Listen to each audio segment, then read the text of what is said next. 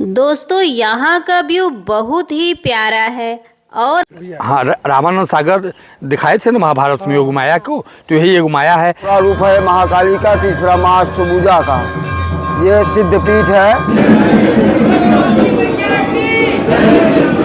Hello everyone, जय माता दी। दोस्तों आज हम लोग चल रहे हैं जगत जननी माता रानी की बहुत ही अलौकिक और दिव्य दरबार विंध्याचल में माँ विंध्यवासिनी जी के दर्शन करने। दोस्तों माँ विंध्यवासिनी का मंदिर उत्तर प्रदेश के मिर्जापुर जिले के विंध्याचल में गंगा नदी के किनारे स्थित है। माँ विंध्यवासिनी का मंदिर देश के प्रसिद्ध मंदिरों में से एक है। तो दोस्तों अब हम लोग पहुंच चुके हैं विंध्याचल धाम में। विंध्याचल धाम प्रयागराज से 85 किलोमीटर है और वाराणसी से 70 किलोमीटर है, जबकि मिर्जापुर शहर से विंध्याचल धाम 8 किलोमीटर की दूरी पर गंगा नदी के किनारे पर स्थित है। तो आज हम लोग विंध्य पर्वत पर स्थित 3 प्रसिद्ध मंदिरों की यात्रा करेंगे। पहला माँ विंध्यवासिनी जी मंदिर, दूसरा काली खोह मंदिर और तीसरा अष्टभुजा माता का मंदिर। विंध्य पर्वत पर स्थित तीनों शक्तिपीठों की यात्रा को त्रिकोण यात्रा कहा जाता है। त्रिकोण यात्रा की शुरुआत सबसे पहले माँ विंध्यवासिनी मंदिर से होती है। यहाँ पर आप देख सकते हैं मंदिर के बाहर रोड के दोनों तरफ बहुत सारी दुकानें लगी हुई हैं। इन दुकानों में पूजा की सामग्री, श्रृंगार का सामान, चूड़ी, सिंदूर खास तौर पर उपलब्ध होते हैं। मंदिर के बाहर फूल, माला और प्रसाद की बहुत सारी दुकानें लगी रहती हैं। आप कहीं से भी फूल, माला, प्रसाद ले सकते हैं। हाँ, एक बात आपको ध्यान रखना होगा, जिस दुकान से आप माला, फूल या प्रसाद लेते हैं उसी दुकान पर आप फ्री में अपना चप्पल, जूता और बैग रख सकते हैं, पर कीमती सामान बैग में ना रखें। तो दोस्तों थोड़ा सा पैदल चलने के बाद हम लोग पहुंच चुके हैं माँ विंध्यवासिनी जी के मंदिर के मेन गेट के पास। यहाँ पर आप देख सकते हैं प्रवेश द्वार कितना शानदार लग रहा है। चलिए चलते हैं। दोस्तों यही मेन गेट के अंदर से ही होते हुए बहुत से भक्त पहले गंगा जी में स्नान करते हैं, फिर माँ विंध्यवासिनी जी के दर्शन करने आते हैं। इस कॉरिडोर से मंदिर में एंट्री करने के लिए 3 प्रमुख द्वार हैं और चौथा द्वार गंगा द्वार बना हुआ है, जिससे माता रानी के भक्त गंगा जी में स्नान करके सीधा माता रानी के मंदिर में पहुंचकर दर्शन कर सकें। तो आप भी अगर गंगा जी में स्नान करना चाहते हैं तो आप यहां आकर गंगा जी में स्नान कर सकते हैं। यहां पर गंगा जी का घाट बहुत ही प्यारा है। सबसे अच्छी बात है गहरा नहीं है। यदि आप मंदिर आए हैं तो पवित्र गंगा जल को अपने हाथों में लेकर गंगा जी को प्रणाम जरूर करें, आपको बहुत ही अच्छा लगेगा। तो चलिए, जिस गंगा द्वार गेट नंबर 4 से हम गंगा जी तक आए थे, उसी गेट नंबर 4 से होते हुए लाइन में लगकर मंदिर में प्रवेश करेंगे। दोस्तों ऐसी मान्यता है कि माता रानी ने महिषासुर राक्षस का वध करने के बाद रहने के लिए विंध्याचल को चुना था। विंध्याचल में ऐसे तो पूरे साल भक्तों की भीड़ लगी रहती है, पर चैत्र नवरात्रि और शारदीय नवरात्रि दोनों ही समय पर यहाँ पर भव्य मेला लगता है।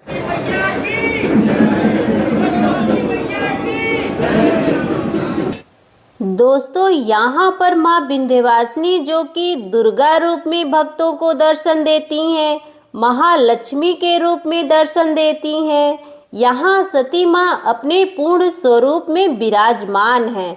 दोस्तों यहाँ पर आप माँ विंध्यवासिनी जी के दर्शन 2 तरह से कर सकते हैं। पहला, गर्भगृह में जाकर माँ विंध्यवासिनी जी के दर्शन करते हैं और दूसरा विंध्यवासिनी जी की झांकी दर्शन करते हैं। झांकी दर्शन में खिड़की से दर्शन किया जाता है। तो हम लोगों ने माँ विंध्यवासिनी जी के दर्शन कर लिया है और दर्शन करके हम लोग बाहर आ गए हैं। चलिए सीढ़ियों से चढ़कर मंदिर के ऊपर की तरफ चलते हैं। तो यहाँ से जो माँ का मुख्य मंदिर है उसकी परिक्रमा की जाती है। हम लोग यहाँ मंदिर के ऊपर हैं और यहाँ पर लोग पूजा के बाद परिक्रमा करते हैं और नारियल भी तोड़ते हैं छत पर। यहाँ मंदिर की छत से पूरा विंध्य कॉरिडोर दिखाई देता है। ऊपर आकर ये मंदिर का शिखर भी बेहद ही खूबसूरत लगता है। चलिए नीचे यज्ञशाला में चलते हैं जहाँ पर दीपक जलाया जाता है और हवन किया जाता है। यहाँ पर यज्ञशाला कक्ष संख्या 35 में आप दीपक जलाने के साथ ही हवन भी कर सकते हैं। तो दोस्तों इसके बाद हम आपको काली खो, अष्टभुजा और सीता कुंड की यात्रा कराएंगे। त्रिकोण यात्रा कैसे करना है, कहाँ कहाँ जाना है, वो सब इस वीडियो में दिखाएंगे। दोस्तों पूरी जानकारी के लिए वीडियो को पूरा देखिएगा और चैनल पे नए हैं तो चैनल को सब्सक्राइब कर लीजिएगा। दोस्तों ऐसा माना जाता है कि विंध्याचल में माँ विंध्यवासिनी जी के दर्शन करने के बाद काली खो और अष्टभुजा मंदिर में दर्शन करने के बाद ही यह पावन यात्रा पूरी मानी जाती है। दोस्तों अब हम लोग चल रहे हैं काली खो मंदिर। माँ विंध्यवासिनी देवी मंदिर से 3 किलोमीटर की दूरी पर स्थित है काली खो मंदिर। काली खो मंदिर की सबसे अलग विशेषता है कि यहाँ पर जो माँ का मुख है वो खेचुरी मुद्रा में यानी कि ऊपर की तरफ है। उससे जुड़ी एक पौराणिक कथा भी है। रक्तबीज नाम का एक दानव था, उसको वरदान प्राप्त था कि अगर उसके शरीर से एक बूंद भी खून धरती पर गिर जाएगा तो उस खून से लाखों शक्तिशाली दानव पैदा हो जाएंगे। तो जब माँ काली और रक्तबीज राक्षस के साथ भयानक युद्ध हुआ था तो जो रक्तबीज राक्षस था उसके शरीर से जितनी खून की बूंदें जमीन पर गिरती जाती थी उतने अधिक राक्षस पैदा होते जाते थे। तो माँ काली ने अपना मुख आसमान की ओर करके सारा खून अपने मुख में पी लिया था और राक्षस रक्तबीज का संहार किया था। तो दोस्तों अब हम लोग पहुंच चुके हैं काली खो मंदिर और मंदिर के बाहर ही पेड़ पर बैठे हुए राम भक्त हनुमान मिलेंगे आपको। तो हनुमान जी कुछ बताना चाहते हैं। में जो आते हैं माँ विंध्यवासिनी ये कोने पर माँ त्रिकोण का यात्रा है। ये माँ भगवती दूसरा रूप है महाकाली का, तीसरा माँ अष्टभुजा का। ये सिद्धपीठ है। यहाँ माँ जगदम्बा अपने आप रूपी विराजमान हुई है। तो त्रिकोण यात्रा लोग करते हैं माँ भगवती का, तो पग यात्रा करते हैं तो 108 बार जो दुर्गा सप्तशती का पाठ का पुण्य मिलता है। यहाँ माँ का मुख खुला हुआ है। रक्त बीज बधो देवी चंडमुंड विनाशिनी, रक्त बीज का वध किया है माता जी ने और इनका खो जैसा माँ का मुख है, खुला हुआ एकदम। ये माँ का स्वरूप ऐसा कहीं देश में नहीं है जैसा माँ यहाँ है। तो दोस्तों हम लोगों ने मंदिर के बाहर से प्रसाद ले लिया है। यहाँ पर आप देख सकते हैं यह मंदिर का प्रवेश द्वार है।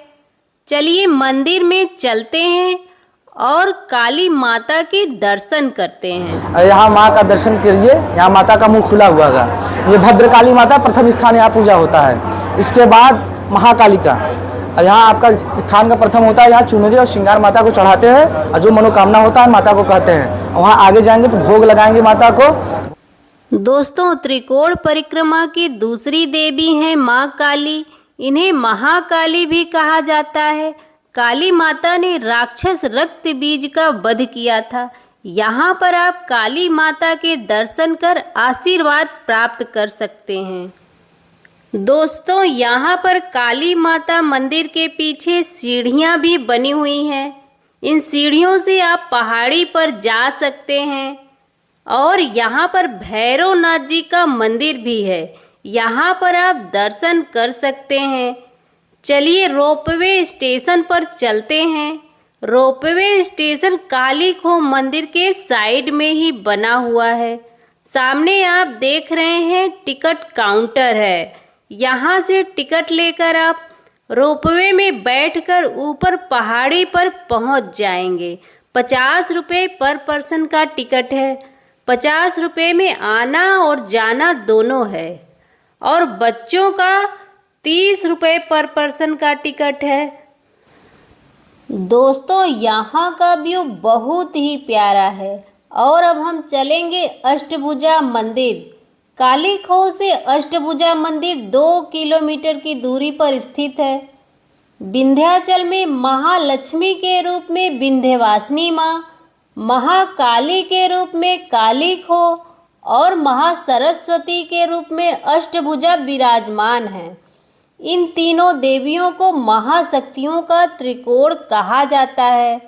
तो अब हम चल रहे हैं त्रिकोण पथ की तीसरी देवी अष्टभुजा माता के मंदिर। विंध्य पर्वत के ऊपर स्थित अष्टभुजा देवी का मंदिर एक प्रसिद्ध और ऐतिहासिक मंदिर है। अष्टभुजा माता को ज्ञान की देवी, योग माया और भगवान श्री कृष्ण की बहन कहा जाता है। पुराणों के अनुसार यह माना जाता है कि जिस रात भगवान श्री कृष्ण का जन्म हुआ था, उसी रात माँ यशोदा के गर्भ से योग माया अष्टभुजा का जन्म हुआ था।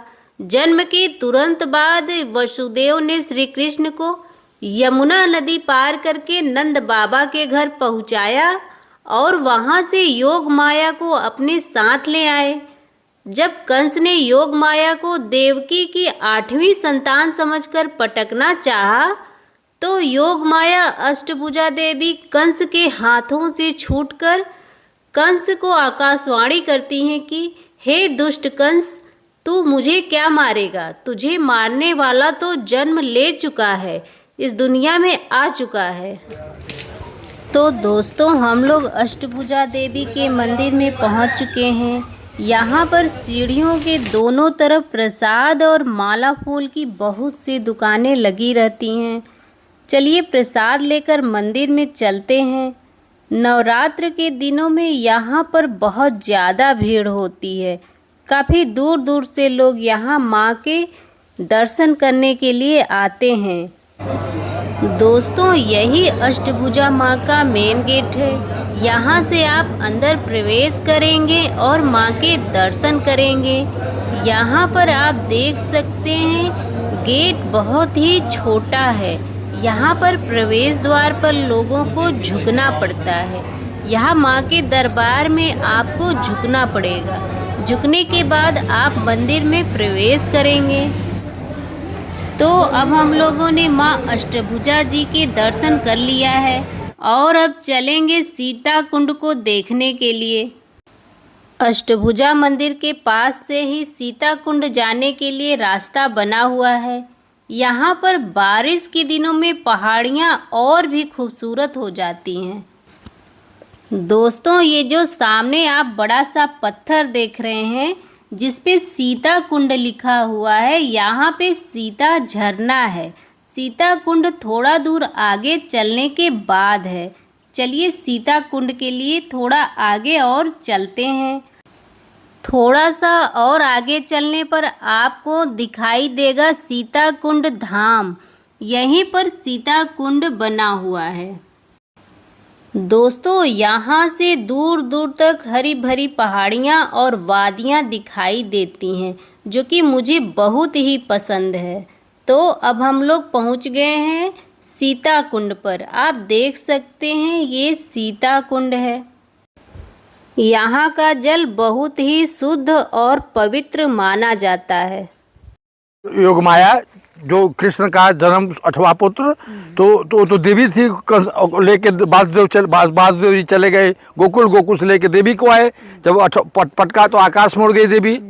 बोली दुष्ट तुम्हारा तो जन्म गोकुल में ले लिया है, देवी बोली है। तो वही कृष्ण की बहन है, योग माया है। हाँ, रामानंद सागर दिखाए थे ना महाभारत में योग माया को, तो यही योग माया है। आप मंदिर के अंदर घुसे हैं तो छोटी द्वार है, और वो जो पूरा सिलापट ही है, जो मंदिर में 72 लोग जाते हैं, बाबू चाहे कितनों भीड़ रहे, 72 लोग जाते हैं और सब झुके रहेंगे, पूरा ही सिलापट ही है, पूरा सिलापट है। नंद गृह जाता संभवा विंध्याचल निवासिनी। विंध्याचल पर्वत पहले की ही है, विंध्याचल को वेद पुराण नहीं बता सकता ये उनके से भी पहले का है। हाँ, अखी पहले का था तब ना आके विंध्याचल पर्वत पर देवी गिरी। ये पर्वत पहले थे, उसके बाद नहीं आई बाबू बेटा, विंध्याचल वो चीज है कि शक्त पीठ और सिद्ध पीठ दोनों है। पूरे विश्व में शक्ति और सिद्ध दोनों नहीं है। कहीं शक्ति है तो सिद्धि नहीं है, सिद्ध है तो शक्ति नहीं है, है तो सिद्ध है तो शक्ति नहीं है, शक्ति है तो सिद्ध नहीं है। हाँ, यहाँ दोनों चीज है। ये तो पूरा महाराष्ट्र, विंध्याचल पहाड़, चित्रकूट, मैहर, सब विंध्याचल पहाड़, मगर जो ये आप जहाँ दर्शन करने आए हैं, ये मेन केंद्र बिंदु विश्व का है। पूरा विश्व जलमय हो गया था, मगर ये विंध्याचल पहाड़ थोड़ा सा देवताओं को दर्शन दे रहा था, ये नहीं डूबा था बाबू। ये सूर्य को गति को पाने वाला था, देवता घबरा गए कि सूर्य ढक जाएंगे तो पूरा अंधकार हो जाएगा। तो अगस्त मुनि विंध्याचल पहाड़, सब पहाड़ों के गुरु थे, तो अगस्त मुनि आया तो प्रणाम करके झुका हुआ है कि आप इसी तरह रहिए, हम जब आएंगे तब आप उठना। अगस्त मुनि पहाड़ों के गुरु हैं। देवता सब घबरा गए कि सूर्य को गति को पा जाएगा तो पूरा अधिकार, पूरा विश्व अधिकार हो जाएगा। तो देवता घबरा गए, तो बाबा को बोले, ऋषि मुनि को सब इज्जत करते थे बेटा। जो ऋषि मुनि पहले के थे वो आज भी जिंदा है, वो भी अजर अमर है। वो किस रूप में है उनका दर्शन होना दुर्लभ है, वो किस रूप में उनका दर्शन होना दुर्लभ है। तो प्रणाम करके झुका हुआ है। अच्छा, सीता और भगवान राम यहाँ भी आए थे? हाँ, जब अयोध्या से गया पिंडदान करने के लिए गए हैं, तो पहला श्राद्ध अपने सरजू जी की नदी किनारे अयोध्या, दूसरा प्रयागराज इलाहाबाद में, तीसरा बिंद क्षेत्र। सीता माँ इस कुंड का स्थापना करके स्नान करके अपने पितरों का जल कर तर्पण किए। भगवान राम गंगा जी किनारे के हैं। अष्टभुजा और विंध्याचल के बीच में एक सुपर मार्केट है, तारा मंदिर है, घाट है, घाट है गंगा जी किनारे, नीचा चट्टान पर्वत की तरह है। वहाँ रामेश्वर लिंग का स्थापना किया, वहाँ मंदिर नहीं बना है, वो बरसात में डूब जाते हैं इस समय। हाँ, पानी बरसात में, इस समय तो खुला है। अब निचान पर्वत जैसे आपका चट्टान है ना, निचान प्रकृति का चट्टान उस जल में है। और वहाँ रामेश्वर लिंग का स्थापना किए भगवान राम। और चौथा काशी बनारस, पांचवा गया बहन। ये पांचों जगह 7 पत्नी की हैं, उसके बाद कहीं। तो दोस्तों, इस वीडियो को मैं यहीं पर एंड करूंगी। यदि आप लोगों को मेरा वीडियो पसंद आ रहा है तो मेरे वीडियो को लाइक करें। इस तरह के और कंटेंट देखने के लिए मेरे चैनल को सब्सक्राइब करें। Thank you, bye.